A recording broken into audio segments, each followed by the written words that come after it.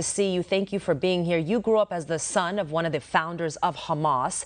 That's before you had a personal and spiritual transformation, eventually working with the Israeli intelligence to expose the terror group. So you know their mindset. You know who these people are. What is your take on what's going to happen? Is the Islamic regime going to retaliate? What is the thinking process? Walk us through. This is the Iranian game, or let's say the Islamic Republic's game, that they started this war since 1979 when they came to power. And they have been funding, planning, plotting the destruction of the State of Israel. They have been killing Jewish people, and they funded their proxies in Yemen, in Lebanon, in Syria, Iraq, Gaza, the West Bank, billions of dollars. And today, when Israel retaliates by targeting only the head of evil in Tehran, which was the head of Hamas bureau responsible directly for the October 7 massacre, without harming anyone else, Iran feels that they are entitled, that they have the right to retaliate. What retaliation? Israel has the right to retaliate, and Israel avoided killing civilians indiscriminately like Iran did on October 7, and they, like what they have been doing for almost 5 decades. So they don't have the right to retaliate. Israel had a legitimate right to go after Hamas leader, and the fact that he was in Tehran does not give him immunity. End of the story. What do you think the holdup is? It's kind of like a waiting game. Of course. This is their mastery of inverting narratives. First, they commit the genocide, then they cry that they are a genocide been committed against them. They are the invaders. They build their mosque on the top of the Jewish temple. Then they say, this is our mosque. They try to ethnically cleanse the Jewish people. Since 1948, endless attempts. Then they say we have been ethnically cleansed by the Jewish people. The world need to wake up. This is very delusional people.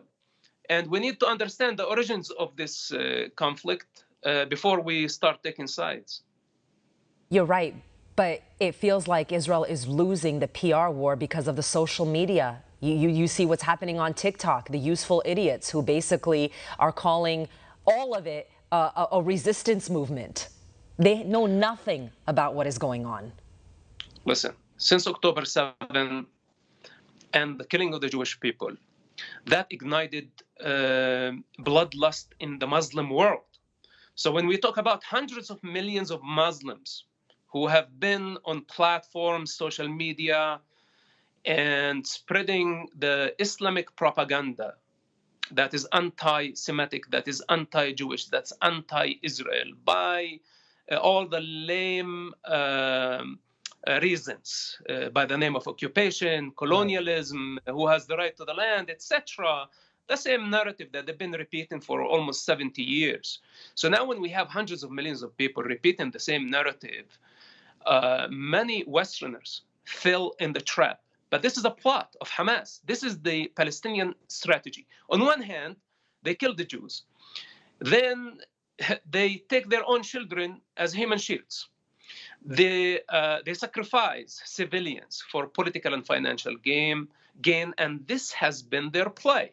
Now, many Westerners, in the face of the Gaza strategy and the lack of understanding, by the way, of the culture of sacrificing civilians, it's beyond the understanding of the Westerners. So many people, driven by very strong emotions that they did not want to see the death of children, hurried to blame Israel. And in the meantime, they validated the Palestinian evil practice of sacrificing children. This is what we are dealing with. It's human delusion, is not seeing things for what they are. And I hope that at some point the truth will prevail. Yeah, and that's why your voice is so important, Mosab. I want to talk about Yahya Sinwar, the mastermind behind October 7th. He has the nickname the Butcher of Khan Yunis. His close ties to the Al-Qassam Brigade, Hamas's armed wing, really like boots on the ground. This is who this guy is. So it appears Hamas will, be led by him, who's a more hardline extremist. A lot of people are like, so where is he? How are they, how is he going to lead? And B, is there now a difference between Hamas's political wing and their military wing? I just love how the mainstream media called Ismail Haniyeh a moderate.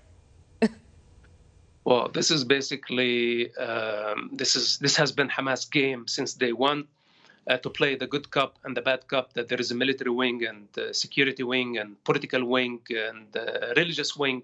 It's Hamas designed the rabbit hole to confuse people, confuse public, and we are done with this. In fact, not only all Hamas wings are complicit in the crime of October 7, and by the way, the many terrorist attacks over 36 years of Hamas violence targeting civilians indiscriminately. Now, this guy, Sinwar, by the way, many people think that he's a tough guy, but let me tell you the truth about this man. During the interrogation, he was totally the opposite of what he appears on the media.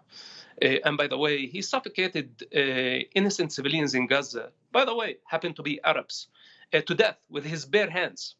So he's not a combatant.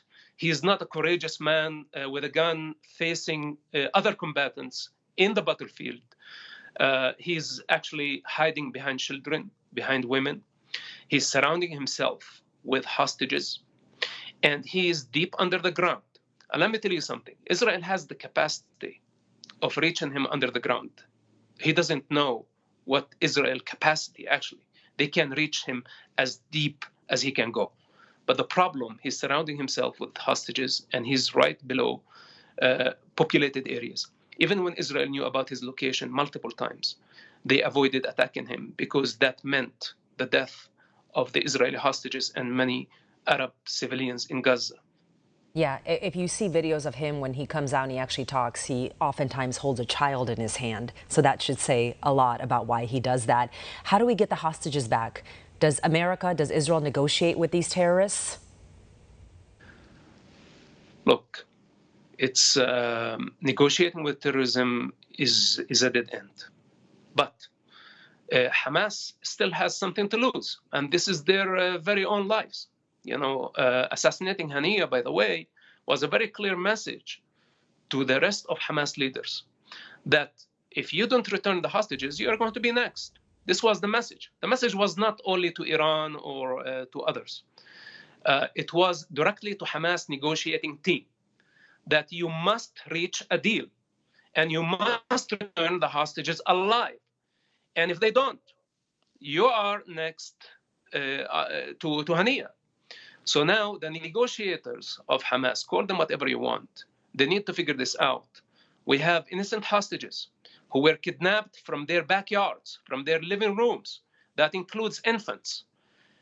And their families want them back. It's the obligation of the state of Israel, it's the obligation of any decent human being around the globe to bring those innocent people back to their families. And if Hamas think by returning the hostages, they can get away with their genocide that they committed on October 7th, they are totally mistaken. Justice must be served. And there is no way around it, because if the United States, if the rest of the world validate Hamas evil, then we are all in trouble. Yeah. I want to address this because we are in political season, the Iran nuclear deal. President Trump chopped off the head of the snake by cutting billions of dollars the Obama administration handed to the Islamic Republic. We know ultimately that has funded the Islamic regime's proxies who formed a ring of fire, which you and I talked about in Israel. More money has been given to the Islamic regime under this administration. We are in election season. What do Americans need to know? Well, Americans need to understand, first of all, the scam of Palestine, or you can call it the myth of Palestine. That, first of all, Palestine invaded the American politics in the worst possible way. And many politicians try to exploit the situation, trying to please Dearborn or trying to please the emotional mob on the street, compromising the American interest and compromising the American security. And with that said, we need to understand that this is an invasion of ideologies, and this is a war of narratives. So politicians who have been exploiting the situation to gain a little bit of votes here and there, they are being selfish. They are looking after their short-term interest by not offending the Muslims, by not acknowledging an Islamic assault against civilization, by not addressing or countering the Islamic invasion of the Middle East, Europe, and parts of our country, and that actually includes some of their branches in the White House, in order to just gain some votes. Well, this is very low. This is as low as it can get. The American national security is above politicians. And this is up to the Pentagon, it's up to the CIA, it's up to the Army, it's up to those who have been risking their lives to protect the American freedoms. And today, when we have the politicians playing around with what's so-called Palestine or the Palestinian cause, we need to be very careful, and the Congress must watch these people closely, because nobody is above the American national security, and nobody is above the American Constitution. And let me tell you something, the Palestinian ideology is anti-American, is anti-American Constitution, and we must counter them. And I hope at some point, a majority of Americans will come to realize that anything related to Palestine must be outlawed in the United States. I mean, we do have lawmakers who, and it's not being widely reported, but we do have lawmakers who want answers about the Iran envoy, Robert Malley, who had his security clearance revoked. There's information that there was some,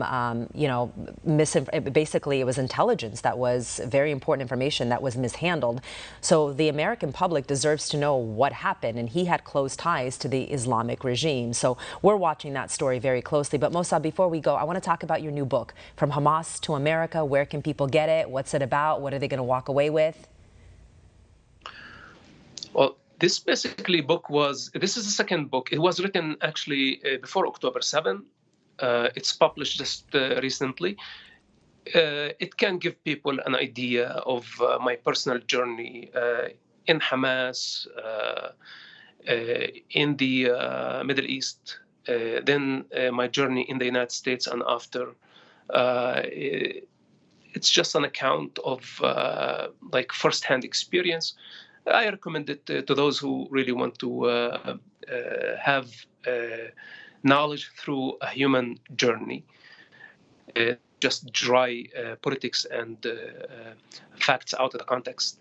So it's up to the people. I think it's available. I don't know where it is. It's everywhere. I saw it. You can get it anywhere these days. So it's worth a read. Mosab Hassan Yousef, I know you're very busy. You made the time to come on here. I really appreciate it. I think your voice is so important, and what you say, people should be listening to what you say because you have firsthand knowledge of what is happening. Thank you, Stella.